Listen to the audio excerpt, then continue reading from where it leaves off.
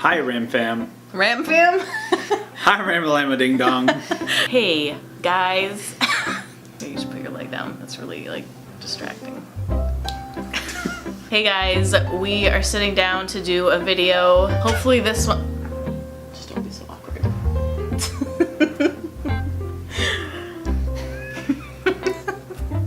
You make me feel so awkward when I'm by myself. I don't have this. We're sitting down to do... Ram Fam here to wrap your little Ram wrap. We're never gonna get through this. We wanted to talk about something that we've been wanting to talk about since I started the channel.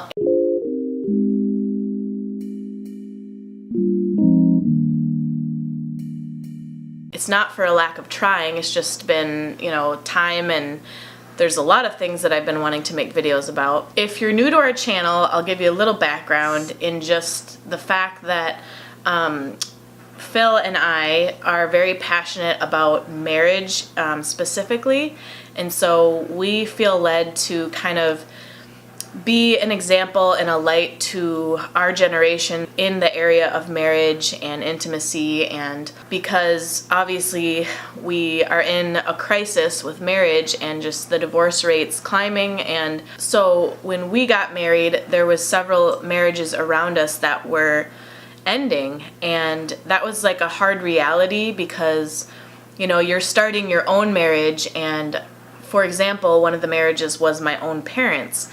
And coming to terms with that while being a newlywed myself was very challenging. That combination of events just kind of sparked something in me, and ever since that moment I knew that ministering to marriages specifically was something that I was always going to be passionate about, because I don't want anyone else to have to go through what me and my family did and what my parents did and just other couples around us. And I just really want to come up with a way to impact marriages in our generation. One of the main things that we feel really convicted to talk about is sex. And not just sex, but like intimacy as a whole between a couple, because it's so much more than sex. There's so much dysfunction right now around sex because a lot of people our age, the only information they're getting about sex is from media and friends and all these sources that are not speaking about it biblically. Or I would even say they're looking at just their lives, not the lives of parents and grandparents and great-grandparents and great-great-grandparents, of the people that have done things wrong and learned from them, and the people who have done things right and taught about it. They are just looking at their perspective, their history. Not a lot of people feel comfortable with sharing about the intimacy in their own marriage, which is understandable, and I don't think that everybody has to. We personally feel convicted to be open with this subject in order to help other people and kind of guide them in this area that's very kind of vague, and not a lot of people understand, like, what does it mean to have biblical intimacy in a marriage?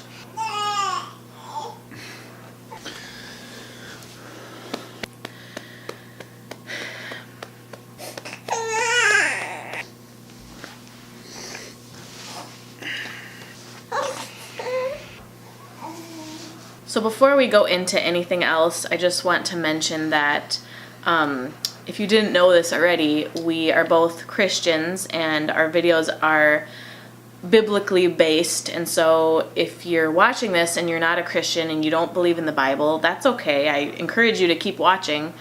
But just know that the things that we believe, the convictions we have, the actions that we take in our life are all based on trying to pursue Jesus and to do what the Bible says, because that's what being a Christian is about. A lot of people will immediately discredit the way that sex is handled in Christianity simply because they're not Christian, whether the church has hurt them or offended them, or they've researched and found some reason that they don't believe in Scripture and the Bible, or a multitude of reasons. Even Christians who don't believe in the Bible. Yep. I would challenge that all of what we're about to talk about are not things that we have come up on our own. They're not things that we have simply read about and discovered. They're things that we've spoken to other couples about. They're things that we've read different books about. They're things that we've confirmed, we've implemented into our own relationship, and we've seen really great dividends. We've seen really great reward for what we've pursued. We just wanted to talk really quickly about one of the main reasons that we feel that our sex life and our intimacy in our marriage have been really phenomenal. And I don't say that to brag, although maybe a little bit, but for 30-year-olds that have been married for 8 years, we have 4 kids and we have really great, solid intimacy, whether that's sex or just closeness in general. In this generation, that's kind of unheard of for a couple at this stage in life to like be flourishing and have a great sex life. And so we say these things because we want that for other couples. We want other people, no matter what your age is, if you're married, we want you to have a really healthy, strong sex life and intimacy between you two. And so we wanted to share one of the reasons that we felt that we achieved that. We'll have to go back to the beginning to start this story, and that was 2008 was when we first started dating, and our dating experience looked a lot different than most couples, and that was because we chose it to be that way. And I will disclaim before I go into this story that we don't believe that this should be everyone's conviction. This was something that we felt led to do because of our own kind of relationship with God. I'm not saying that you have to do it this way to live biblically. We didn't do it this way with other people that we've dated before we started dating. Yeah.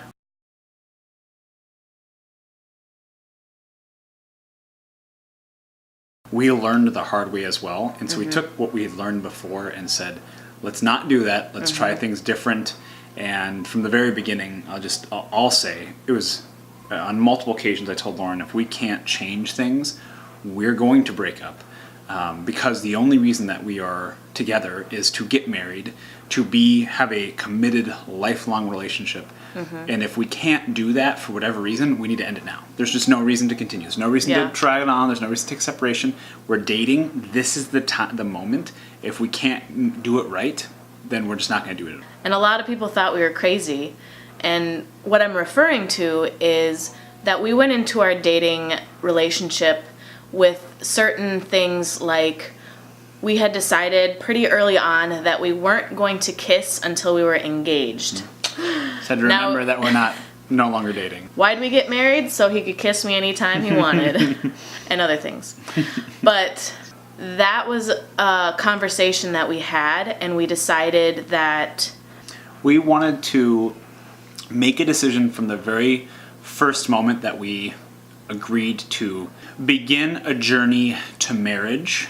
So some people call it courting, some people call it dating. I don't really care what you call it. We decided from the beginning that as we would start our journey into a lifelong commitment, that we would not kiss each other, that we would pursue every action that we had, every motive that we had.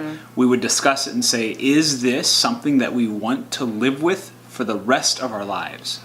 And if the answer is yes, we'd want to make sure that it was cultivated, that we did it more, that we pursued it. So like talking, building trust, opening up, things of that nature, working through our issues. If there are things that happened where we didn't want it, we did not want that in our long-term committed relationship. If we couldn't stop it, then we'd have to have a really hard conversation, which is if this can't stop, within the very near future, then we need to essentially split up. One of the key elements of that, which is why not kissing while dating, revolved around, was we recognized, we saw other couples, they would get involved intimately, they would start fooling around, they would have sex and so many other things that revolved around that really, really soon. 2 weeks, 3 weeks, a month, 2 months into the relationship. In some cases, that was like their first interaction with each other. They would have sex immediately, and that became the foundation of their relationship. So if the sex was no longer good, why would they stay together? And if the person changed and they couldn't have sex for some reason, why would they stay together? So instead we said, let's take the largely physical elements out of our relationship, focus on other elements. And we did, and it had a great result. So because of those actions, we created a really solid foundation for our relationship that was purely based off of all those other things besides intimacy. We created a solid foundation of trust. We created a solid foundation of, our own spiritual lives and our spiritual life together, because we were constantly communicating and talking about God. And the moral of explaining this story is to show you that from the beginning of our relationship, we made a choice to pursue purity. If you pursue purity before you're married, you'll much more likely pursue purity within your marriage. Now, a lot of Christians think of purity only as something you have to pursue before you're married, because then you get married and you can do whatever you want, you can have sex and whatever, but that's not true at all. There's a lot of things that go into marriage that require both people to remain pure. We really need to come back and do a whole message on purity, but we're out of time. Yeah, we'll do a whole nother video on purity and things like pornography and how that impacts a marriage. But if you're someone who didn't do their dating relationship the way that you kind of wanted to, or if you're someone who didn't necessarily pursue purity while you were dating and now you're married, I encourage you to simply acknowledge what happened, and there's definitely still hope for your marriage to have a great sex life and good intimacy. But the steps that I would take to pursue that would be to kind of acknowledge the way that things went.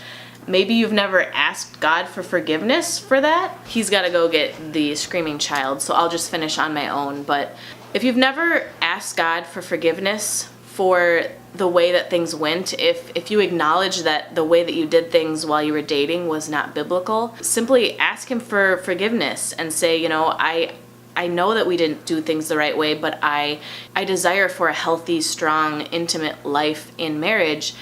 And obviously, he's a God of redemption. He can redeem any situation, and he forgives you for anything you've done.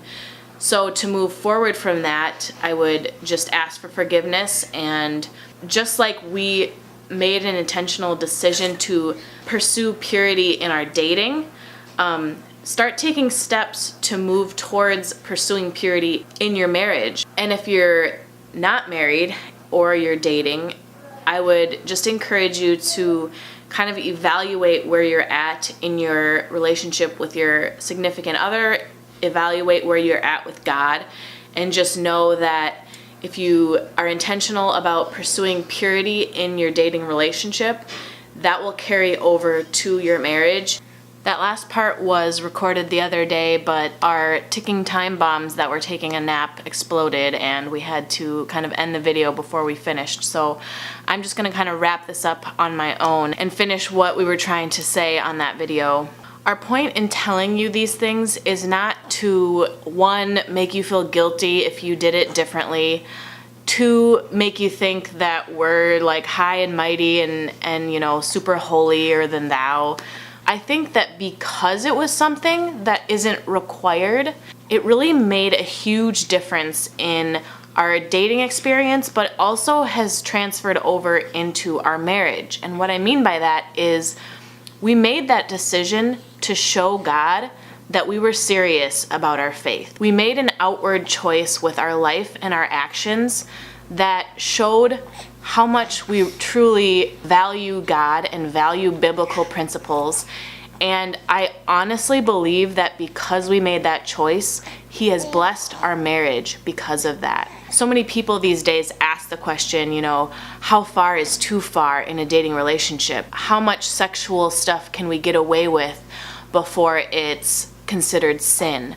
But we took the approach of I don't know where that line is, but let's just get as far away from it as we can and show God that we're not here to get close to that line and see how far we can get before we cross that line, but get so far that we don't really have to have any doubts of did we go too far? Because we were just nowhere near that line. There's a lot of different Bible verses that talk about the blessing of God being on people who choose to be obedient to his word. And just an example of that is Luke 11:28, which says, "Blessed are those who hear the word of God and keep it." As we moved from being engaged in making those intentional decisions to being married, we truly felt like the blessing of God was on us because of those decisions that we made before we were even married. Other couples can choose to, do whatever they want while they're dating or do whatever they want before they get married. But those choices that you make have an impact on your future and they have an impact on your marriage.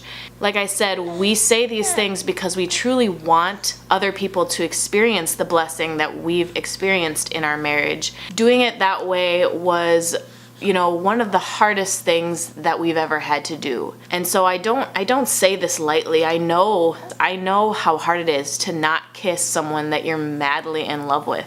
Another reason that I felt like it was really important for us to do it that way is because it showed us very specific things about the other person. Number one, it showed us that the other person had immense self-control. To not have sex with someone you are madly in love with is one of the highest forms of self-control. In marriage, that is a very important thing that you want your spouse to have, because if a person has self-control before they're married, they're going to have self-control after they're married. In those moments where your marriage is not doing well and you feel tempted to go maybe have long conversations with that coworker, which may lead to being in situations where you're tempted to do something with another person when you're married.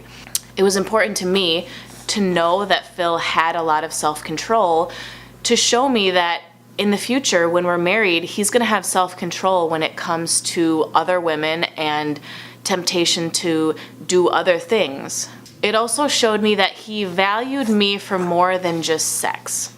He valued me even for more than just being intimate in general. He valued me for my heart and my mind. We would sit there and have long conversations about God and conversations about things that we were interested in. And I knew for sure that in the future when we did get married, if for some reason sex wasn't the center, example, when you have kids and you can't have sex for 6 weeks, that he wasn't just gonna ditch me because that was the basis of our relationship. But he wanted me for more than just that. And I knew that in those moments when sex either wasn't that great or wasn't an option, that he still loved me and valued me. It showed that he valued purity in a way that would carry over into marriage. And I can say that with experience behind me, because now that we've been married for 8 years, I've been able to see how he has valued purity, not only during that dating period, but also while we've been married. The last thing I'm going to say is that it showed me that he loved God that much. It showed his true character. It showed that his Christianity, his relationship with God, wasn't just a facade. If a man is willing to not have sex with a woman or even to not kiss her because he loves God that much, then I know that his character and his ability to lead me spiritually is going to be so strong into our marriage. And that was one of the reasons why I decided to date Phil, and ultimately it was one of the reasons I decided to marry him, because he proved that to me.